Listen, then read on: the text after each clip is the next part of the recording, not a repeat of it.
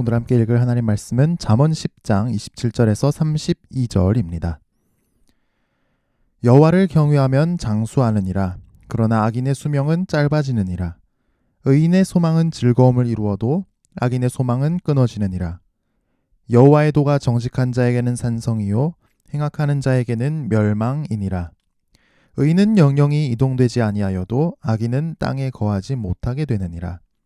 의인의 입은 지혜를 내어도 패역한 혀는 배임을 당할 것이니라. 의인의 입술은 기쁘게 할 것을 알거늘 악인의 입은 패역을 말하느니라. 아멘. 오늘 말씀은 어제 말씀에 이어 지혜가 선사하는 행복에 관해 이야기합니다. 27절을 볼까요? 여호와를 경외하면 장수하느니라. 그러나 악인의 수명은 짧아지느니라. 물론 이 말씀을 모든 사람에게 항상 적용되는 진리라고 볼 수는 없습니다. 하나님을 잘 믿어도 안타깝게 생각보다 이른 때에 하나님 품으로 갈 수도 있기 때문이죠.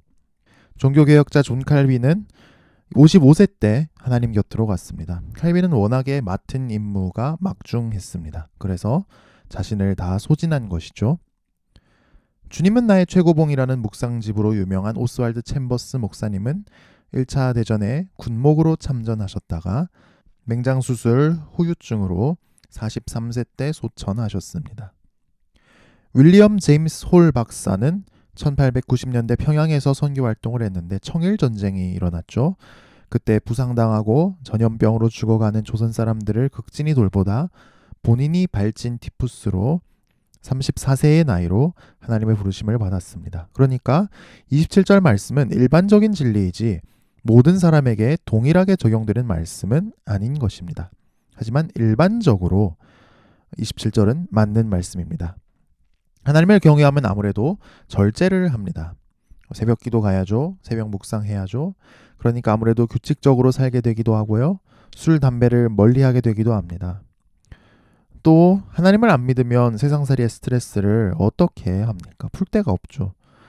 그러니까 일상적인 스트레스야 운동을 하든지 게임을 하든지 술을 마시든지 사람을 만나든지 어떻게 풀 수 있지만 인생에 큰 위기가 왔을 때 어디 하나 의지할 데 없이 참 스트레스가 큽니다.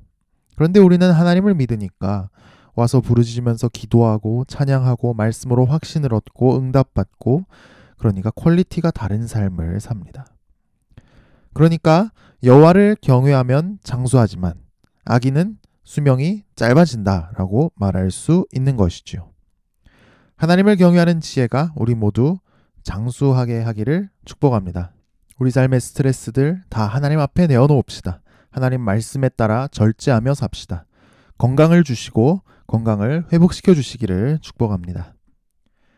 한편 28절은 하나님을 경외하는 지혜가 우리 인생의 길이만 길어지게 하는 것이 아니라 우리 인생의 퀄리티도 높아지게 한다라고 이야기합니다. 우리가 인생에서 각자 바라고 원하는 것이 있지 않습니까? 각자 이루고 싶은 계획이 있습니다. 원하는 삶이 있습니다. 그런데 그게 안 이루어지면 슬프죠. 남과 비교되죠.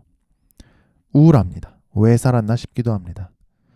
그런데 의인은 그 소망이 즐거움을 이룬다라고 하네요. 여기서 소망은 천국 가는 게 아니고 그 마음에 소원하던 것을 가리키는 말인데 그 마음에 소원하던 것이 이루어진다는 뜻입니다. 그러니까 즐거운 것이죠. 왜냐하면 여기서 의인은 하나님을 경외하는 지혜를 실천하는 사람인데 하나님 앞에 합당한 뜻과 계획을 세운 것이죠. 그러니까 하나님도 도와주셔서 그 뜻과 계획이 이루어지는 것입니다. 그래서 즐겁습니다. 이런 즐거움이 우리 모두에게 있기를 축복합니다. 그런데 악인은 그 소망이 끊어진다고 합니다. 처음에는 대단한 계획을 세우고 시작했어도 나중에는 어떤 계획을 세우고 무엇을 위해 살아야 할지도 모를 정도로 방황하는 것입니다. 그리고 29절을 보니까 여호와의 도는 정직한 자에게 산성이다 라고 말씀하네요. 여기서 여호와의 도는 하나님 말씀, 특히 구약의 율법을 가리킵니다. 우리는 신약 성도지만 신약 성도라고 해서 율법을 무시해도 되는 게 아닙니다. 율법은 무슨 경건하게 예배를 드렸느냐, 11조 생활 철저히 하느냐 이 정도 수준에 머무르지 않습니다. 전에 신명기로 한 1년에 걸쳐 새벽 기도를 인도했는데요. 신명기가 대표적인 율법의 말씀이죠. 그런데 신명기를 다 보니까 율법은 하나님 마음이 무엇인지를 알려줍니다. 무엇이 정의로운 것인지, 무엇이 선한 것인지 우리 삶 속에서 분별하게 합니다. 그래서 결국 예수를 믿고 나서는 우리가 다시 율법으로 돌아간다라고 할 수 있을 정도로 율법은 중요합니다. 그런데 우리가 율법의 말씀에 따라 하나님의 도에 따라 살 때 그 하나님 말씀이 우리 삶을 보호하는 산성이 됩니다. 나는 내 자신이 별 사람 아니라고 별로 대단하지 않다고 생각할지 모르지만 의인 한 명이 하나님 눈에 너무 소중하고 중요한 존재인 것입니다. 온 우주를 동원해서라도 반드시 지켜주시는 것입니다. 이런 은혜가 함께하기를 축복합니다. 반면에 이 동일한 율법의 말씀이 악인에게는 멸망의 근거가 됩니다. 바로 이 말씀을 기준으로 하나님께서 선과 악을 심판하시기 때문입니다. 바로 이 율법의 말씀이 온 우주에 통하는 선과 악의 절대적인 기준이기 때문입니다. 그래서 30절은 이렇게 선언합니다. 의인은 영영이 이동되지 아니하여도 악인은 땅에 거하지 못하게 되느니라. 한편 31절부터는 다시 한번 언어에 관한 말씀을 합니다. 31절을 보니까 정말 너무 아름다운 말씀인데요. 31절입니다. 의인의 입은 지혜를 내어도 패역한 혀는 배임을 당할 것이니라. 의인의 입이 지혜를 낸다 하는 것은 의인이 지혜로운 말을 해서 자신을 살리고 가정을 세우고 교회를 세우고 공동체를 세우고 직장을 세우고 사람을 살리게 된다는 뜻입니다. 한마디 말이 참 중요한 역할을 할 때가 있습니다. 모두 용기를 잃고 있을 때 지혜로운 의인은 그럼에도 불구하고 우리가 용기를 가질 수 있는 이유를 이야기합니다. 설득합니다. 그래서 가정과 교회와 사람을 세우게 되는 것이죠. 모두 어떻게 해야 할지 모를 때 지혜로운 의인은 하나님 뜻을 분별해서 모두에게 이야기해 줍니다. 그래서 가정과 교회와 사람을 세우게 되는 것이죠. 그리스도인이라면 이런 지혜가 있어야 합니다. 그냥 남들이랑 똑같이 어떻게 해, 큰일 났어 하고 있어서는 안 됩니다. 오늘 아침에 우리가 기도할 때 이런 지혜를 주시도록 기도합시다.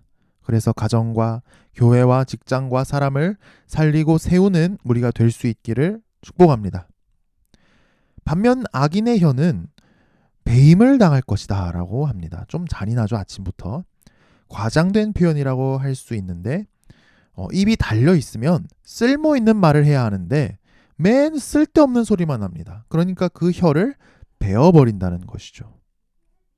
우리의 입은 어떻습니까? 하나님 앞에서 쓸모있는 말을 합니까? 쓸데없는 소리만 합니까? 하나님께 가치 있는, 하나님께 쓰임받는 우리의 입과 혀가 되기를 축복합니다.